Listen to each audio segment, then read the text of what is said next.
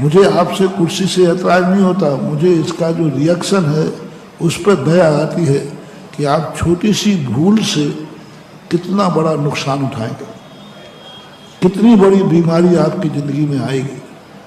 इसलिए मुझे कुर्सी पर बैठने से क्या ऐतराज, आप बैठो, मुझे क्या आपत्ति है। लेकिन उसका हमारी सभा में बैठ करके दुनिया की बीमारियां यहाँ दूर होती हैं, तुम यहाँ से बीमारी लेके जाओगे, ये मुझे दर्द होता है। अन्य क्षेत्रे कृतं पापम धर्म क्षेत्रे विनश्यति, और धर्म क्षेत्रे कृतं पापम वज्रलेपो भवेत्। अन्य क्षेत्र से कोई भी गलत हो जाता है, कोई बीमारी, तो व्यक्ति धर्म क्षेत्र में जाता है। जिसको धर्म क्षेत्र से बीमारी कमाई हो तो 2 वॉलंटियर पीछे खड़े कर देंगे, जितने आएंगे सब कुर्सी उठाते जाएंगे।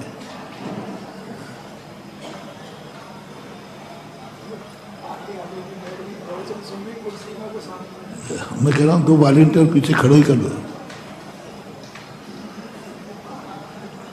तो ऐसी स्थिति को लेकर, हालांकि मैं इतना बोल गया, आपने मेरा 20 मिनट खराब किया, प्रभाव कुछ भी नहीं पड़ने वाला। शाम को फिर वही होगा और सुबह को वही होगा। उल्टे घड़े, चिकने घड़े नहीं है, उल्टे घड़े हैं। चिकने घड़े में तो फिर भी पानी थोड़ा बहुत है, लेकिन उल्टे घड़े में कुछ ठहरने वाला नहीं है। फिर भी मेरा कर्तव्य था कि मैं आपको आगाज करूं। अब मेरी गलती नहीं मानी जाएगी, आपका कर्म आप जाने। तो हम एक षष्ठी की बात कर रहे थे। षष्ठी ना अच्छी है ना बुरी है, ना शाश्वत है ना अविनाशी है, ना विचार है ना आचार है। किसी की दृष्टि और षष्ठी से कोई संबंध नहीं होता है। षष्ठी एक वो वस्तु है जिसमें विनाश भी है, जिसमें अविनाश भी है। 2 चीजें आती हैं, एक सत्य असत्य। जैन दर्शन की एक असाधारण खोज है जो किसी दर्शन में देखने में नहीं आएगी।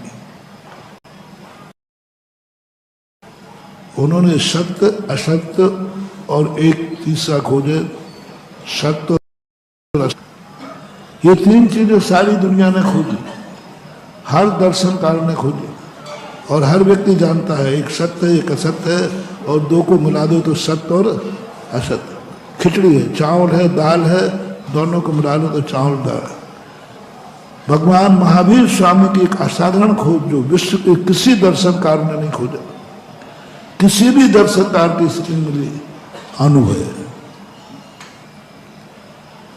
सत्य असत्य उभय और एक अनुभव होता है। उभय क्या कहलाता है? जो सत्य और असत्य दोनों का मिला हुआ हो। अनुभव कहलाता है ना सत्य है ना असत्य है। रिपीट कर रहा हूं, उभय क्या है? सत्य भी है और अनुभव क्या है? सत्य भी नहीं है और असत्य भी नहीं है। इसको बोलते अनुभव है। अनुभव मनोयोग, अनुभव वचन योग, ये 2 खोज जैन दर्शन की एक ऐसी असाधारण खोज है जिससे सृष्टि का सारा रहस्य उजागर होता है।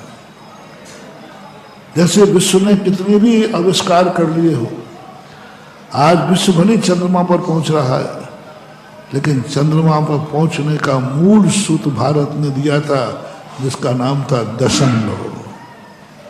दशमलव जानते? पॉइंट 2.5, यानी बीच में जो पॉइंट आया है, ये भारत की खोज थी। यदि ये दशमलव नहीं खोजा जाता तो आज विज्ञान चंद्रमा पर, विज्ञान अंतरिक्ष पर, विज्ञान इतना आविष्कार नहीं कर पाता। कहने को एक बिंदी मात्र है, लेकिन उसकी जो उपयोगिता खोजी है दशमलव के रूप में, ये दशमलव भारत के वैज्ञानिक की खोज है, सारा विश्व मानता है।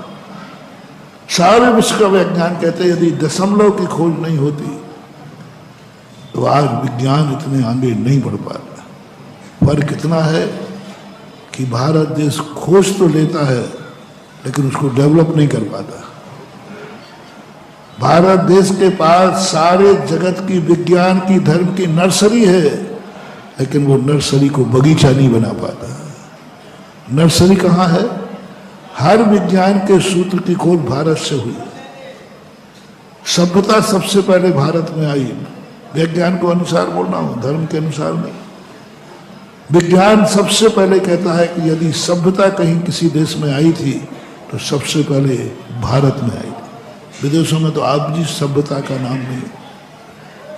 जितने रिलेशनशिप आए वे भारत में आए। जितने संबंध आए माता पिता के, भाई बहन के, जो भी संबंध, ये सभ्यता कहलाती है, ये भारत में है। विज्ञान के अनुसार सबसे पहले विवाह पद्धति आई, भारत में आई, विदेशों में नहीं। विदेशों में तो पशु प्रवृत्ति थी, जैसे पशुओं के संबंध होते हैं ऐसे उनके थे, लेकिन सबसे पहले विवाह पद्धति भारत देश की थी। ये सभ्यता कहलाती। परिवार की योजना जो बनाई गई, परिवार, एक परिवार कौन कौन होता है, ये भारत से हुई। रिलेशनशिप भारत से हुई। जितने भी धार्मिक संबंध हुए सब भारत से हुए, जिसको नाम दिया विज्ञान ने सभ्यता। वो सत्य नहीं कह सकते, सत्य वो कह नहीं सकते क्योंकि धर्म को वो मानते नहीं। तो उन्होंने दिया कि भारत में सबसे पहले सभ्यता आई।